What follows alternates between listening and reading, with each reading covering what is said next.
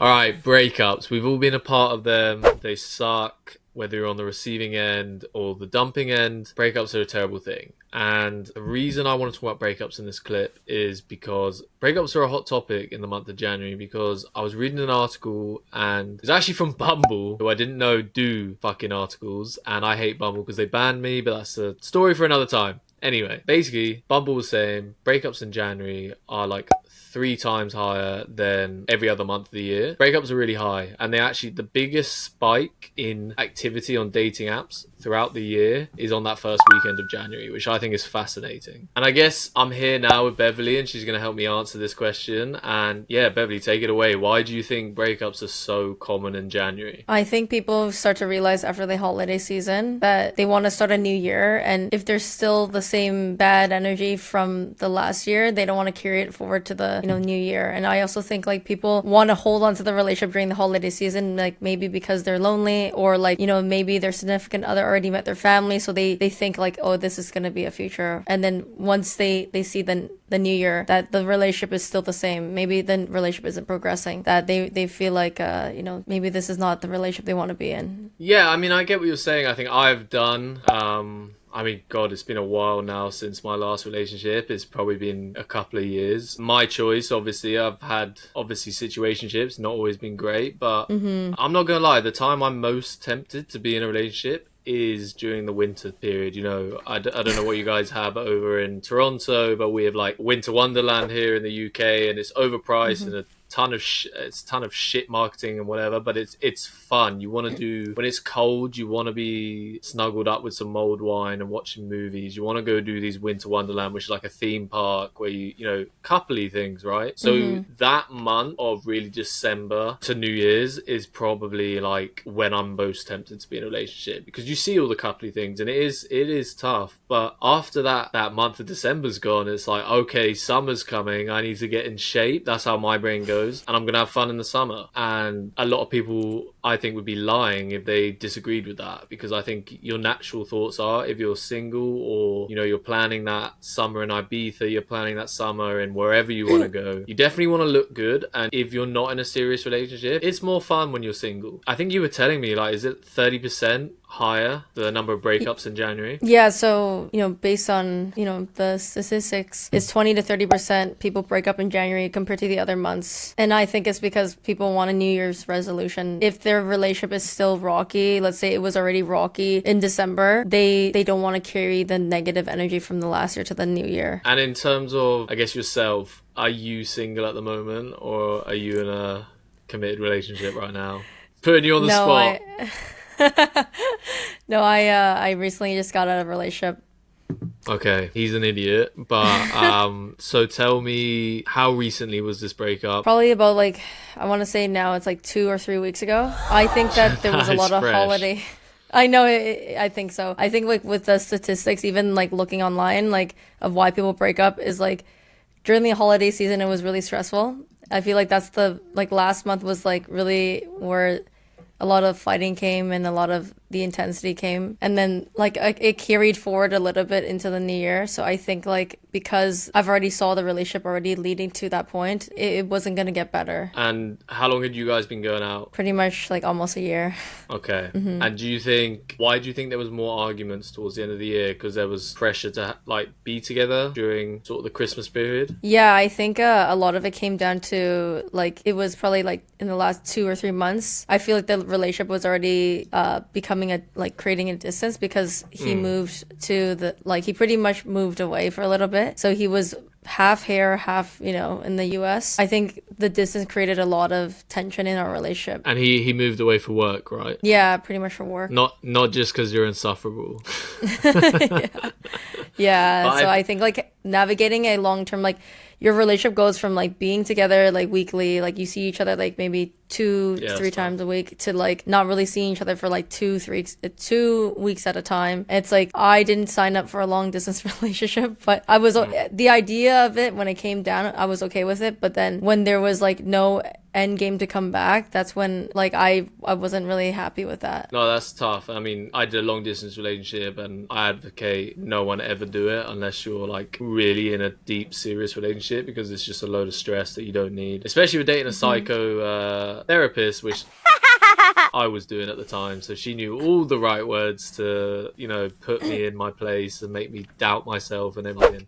In terms of helping other people, what do you think is like the red flags to look out for in terms of when a relationship is maybe heading towards a breakup? Because, you know, it's very rare that a breakup just happens out of nowhere. The signs are there and it's coming. So I think like the red flags, this is the red flags I honestly ignored because I never thought of myself to be a hopeless romantic, but for the people out there that want to, you know, prepare themselves for a breakup or to know when to leave a relationship is like, you know, when you start experiencing a lot of fighting and then your partner starts to invalidate the feelings and they don't want to communicate to you anymore. And I think like when you do have an issue coming up, it should be either resolved right away or within like, you know, 48 hours. Because I feel like when you let things stir up, it creates a lot of resentment for each other. And when you have unresolved issues, it's going to lead to a lot of fighting and then like distrust for each other. And then the love won't be like as strong. It won't be as significant. So yeah, when there's a fight, always try to work it out. What about in terms of, okay, fighting obviously is a good point, but in terms of like maybe distance, for me, it's always like when, not even relationship, just maybe like a situationship that is maybe you were hoping was going to turn into a relationship, but the replies take longer. It's no longer they're getting back to you straight away. It's, you know, it's a couple of hours, maybe even a day or two. Like, what is the signs when you're in an actual serious committed relationship? Because it's different to my experience in a situationship. Like, I'm not with that person, but you've been dating, you know, you guys are committed, exclusive together. But do the reply times start to, you know, take a little bit longer? Does it take a bit longer for your significant other to get back to you? I think in my relationship, we were pretty consistent with communication. Of course, probably in the honeymoon phase, in the first like 3 to 6 months, it was like way more significant through text message. And then of course, like when the relationship became long distance, the texting was less, but I was okay with it as long as you reassure each other. So like this comes down to communication. So with your partner, you always have to communicate, you always have to put effort. And like when someone puts more effort than the other, you know, then the relationship becomes more unfair. So really talking about how you're going to spend quality time with each other, and then what is your communication styles, because it changes. Like we're always constantly changing every day. So like maybe, you know, in the first 3 to 6 months of the relationship, your communication style was, you know, you were more attached, and now you become more avoidant because maybe you're busy with work or life became really stressful for you. So, you know, you don't know how to cope with your emotions. And so I think it's really important to be with someone who is also emotionally intelligent and mature to handle certain conversations, because you can't be in a relationship with someone who doesn't understand basic needs. And I think always communicating to each other about like what you need in the relationship is really important, and to bring it up in a way where you're not nagging your significant other or you're not stressing them out. Because it's something I learned too in my relationship is like, don't ever be like, hey, we need to talk, because it sounds so like so serious and so bad, or like, oh,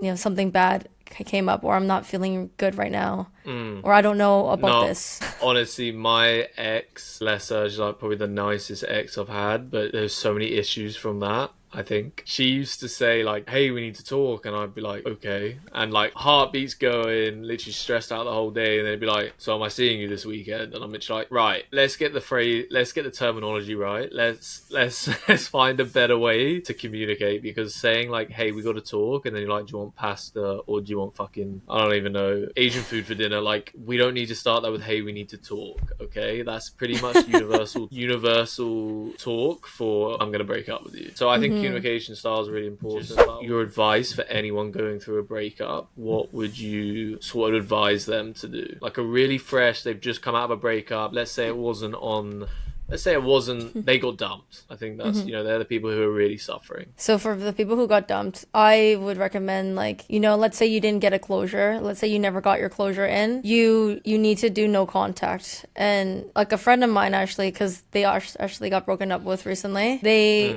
mentioned like you should at least wait 30 to 40 days before you reconcile. If like the other person wants to even reconcile the relationship. But then again, you don't, when you are going through the breakup, because there's 3 stages of a breakup.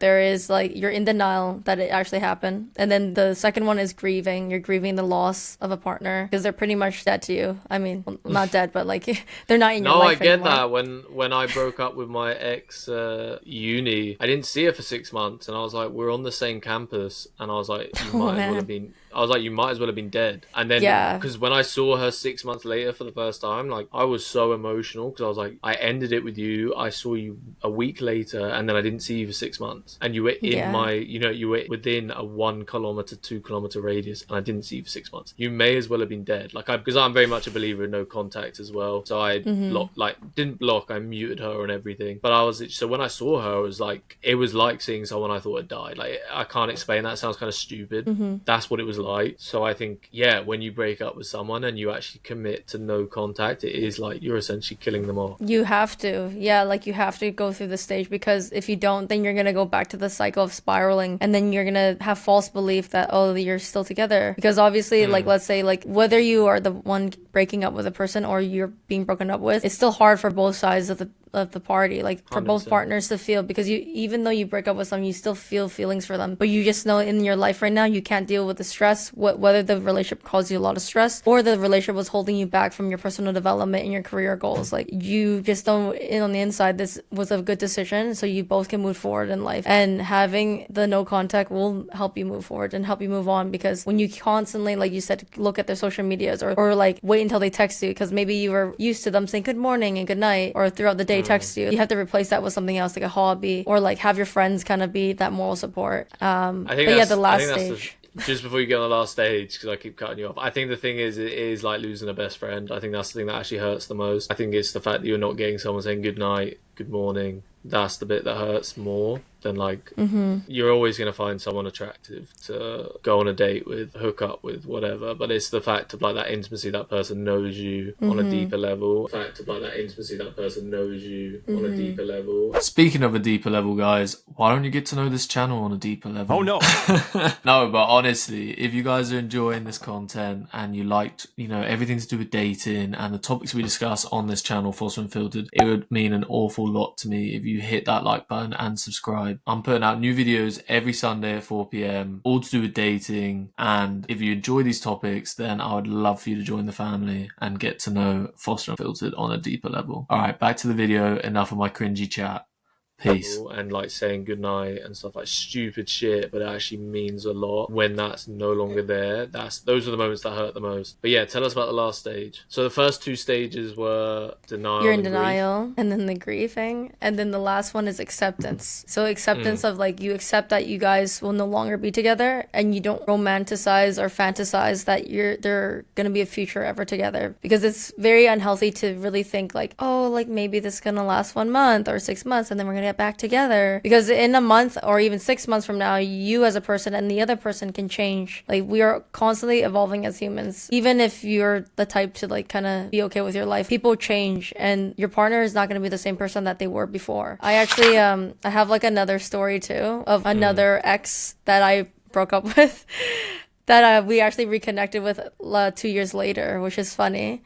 So it's funny how we reconnected. So I broke up with him when I was living in LA, because it also became long distance. So this is like a thing, is long distance doesn't work unless you're married to the person. Okay. So that relationship became long distance because of me, because I moved away, and he was like, no, don't move away. But I'm like, no, I need to do this for my career. So I moved away, and he still was visiting me, but it wasn't enough. And then it obviously started to fade. And then I was like, I can't do this. Like, I'm not getting like my needs met. So I don't think we should see each other. So that happened. And then like 2 years later, I saw him at a party, and it was interesting. And I was like, oh my God, he's at the bar. And I was with my girlfriends, and then they're like, you should talk to him. And I'm like, I don't know what to say. And then I was like, okay, I'm gonna take a shot to just like get my nerves out, like, so I took a shot, and then I slowly worked my way up and worked my courage to say, hey, what's up, how's it been? And then we just kind of connected, and that obviously that didn't last, because I feel like you rekindled though for a little bit. Yeah, so I rekindled that one with the ex, like that other ex, and it only lasted like maybe a month or two, and then again I let him go because I realized like I think there was either reminded why you ended it. Yeah, because I think there was like built up resentment, and I think like it depends on the person too of who you reconnect with, if they're mature enough to like handle coming back to you, or like if the purpose of getting back with you was to get back at you. So yeah. I mean, for me, if like I'm very lucky, I haven't been dumped yet. Liar! But I think that's because I don't let people in very deeply, so I think that's probably on me. But yeah, I've never been dumped, and I think if I have dumped someone and then basically we've rekindled through an event or through whatever, best believe I'm gonna end up ending it again because I'm just gonna be reminded why I ended it the first time. So I always say to people like no contact and then stay away if you can. Just stay away. And I think if you've been dumped and they're not begging for you to come back, you gotta go no contact, as tough as it is. I think you just gotta let go of that person. Like they dumped you, that means they saw something that they didn't like and they didn't want to pursue a future with. And as harsh as that is to say, I think I know so many women, I know so many men who are sort of like get into arguments with their exes about things they post, and I'm like, dude, you broke up like 6 months ago. Fuck what your ex thinks. Like, whether they get angry or not about it. They dumped you. They cheated on you. Tell them to fuck off and get on with your life. Those sort of people who still follow... It's like a trauma that they have to keep... It's like a car crash. You have to keep looking, even though, you know, you're blocking everyone up on the road. Like, just get on with your life. Those people who have been dumped and their ex keeps saying, oh, this story's about me. You're taking a dig at me. Like, you need to just cut all contact. Especially if they've cheated on you or anything like that. Fuck them. For me, that relationship's dead. Yeah, the trust is broken. And then just lastly, what do you think is like the most challenging part of going through a breakup? I think the challenging part of going through a breakup is like you had a routine with them, so you have to unlearn these routines, and you have to, you know, unlearn everything that you know, spent the time with on them. Like, let's say like the routine is like texting each other good night, good morning, or, you know, you look forward to the weekend because you were going out on date night or something. Just like routines. And then even like maybe your sleeping pattern, maybe you're used to cuddling that person, but now they're not in your bed anymore. So getting used to just unlearning these habits and just... That is a benefit for me. I hate sharing a bed. I'll fidget, I will kick you, I will do everything. I sleep with a fan on at night. Like, I've pretty much made it as difficult to share a bed with as possible. I think a part of that is me being a difficult person, and another part of that is me like subconsciously like I'd rather sleep than cuddle. Yeah, 100%. I think what also helped me too to like navigate the breakup and to come to realization, like self-reflection, because whether or not you're, you know, getting broken up with or you break up with someone, you either think like, oh, was it me? Was I being too picky? Was my standards too high? Or, oh, was I not enough for the person? But I think it's like you are the way you are and you can't change the way you are. And I think you are always enough. It's there's a quote by Mel Robbins. She says, let them be. Love Mel Robbins. Yeah, so she says, if they don't want to change for you, that's on them. It's not on you to change anyone. You can't change anyone. Us as people, we cannot control people, you know. And if you were in a controlling relationship, that's not healthy either. You should never want to change someone and change yourself for someone. So if they didn't accept you for you, the best thing to do is let them be. And that's okay. If they choose you or they don't choose you, you know, it might be the best thing that ever happened to you. Because why would you want to be with someone who doesn't choose you? And then that really put it into perspective for me, is like, you do all these things for someone, but they don't maybe cherish it the same way as, you know, how you cherish it, or vice versa. They do things for you and maybe it's not to your liking, but that's okay because you got to let it be. 100%. I love that. I love Mel Robbins. I think the 5-Second Rule was one of the first self-development books I ever read.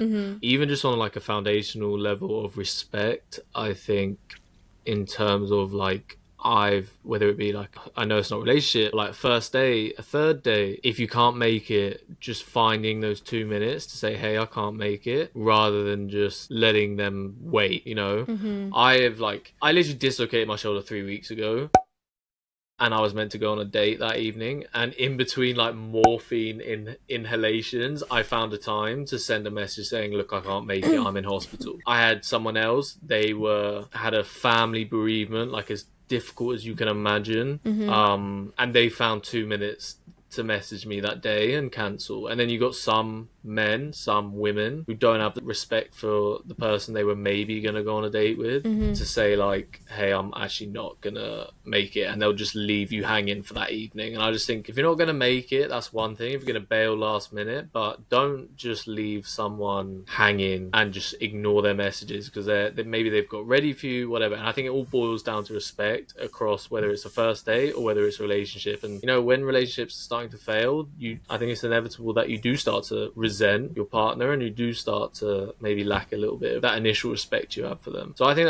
that's really great stuff. And I think, Beverly, in terms of where people can find you, yeah, let us know. Where can people All find my your beautiful socials face? is at Create with Bev. Pray with Bev. And where are you based at the moment? You're in Canada, right? Yeah, Toronto, Ontario. Okay, where they're not as nice as people think they are. It's Low-key dickheads East Coast in energy. Canada. Low-key I dickheads. honestly, Not you, it's of East course, Coast. but, East yeah. Coast energy. Okay, but anyway, as I'll say again, I know we will get into some other topics with you in the future, but your ex is an idiot. I'll say it again. But yeah, I probably shouldn't say that too many times. You beat me up. You gotta let them be. That's what it is. Let it be. There we go. Let it be. There we go. And That's me shooting my shot. We'll let you respond to that in the next clip. Alright guys, hopefully you enjoyed that video with Beverly. If you did, please hit that like and subscribe button. It is greatly appreciated. And yeah, hopefully this will help at least one of you going through a tough time with a breakup, or if your relationship's on the rocks. We really are trying to provide some sort of educational value in this, and also just share our experience. Like, we're not experts, but hopefully just hearing someone else going through a breakup, or the difficulties of being in a relationship, will help you guys take comfort in that. And if you enjoy this sort of content, I know I normally do sort of more superficial content. Let me know if you want to see more educational dating content, rather than just sort of the juicy questions about what's your type and OnlyFans and whatever. But yeah, let me know. Thank you guys so much for watching, and if you enjoyed it, please hit this like and subscribe button. Peace.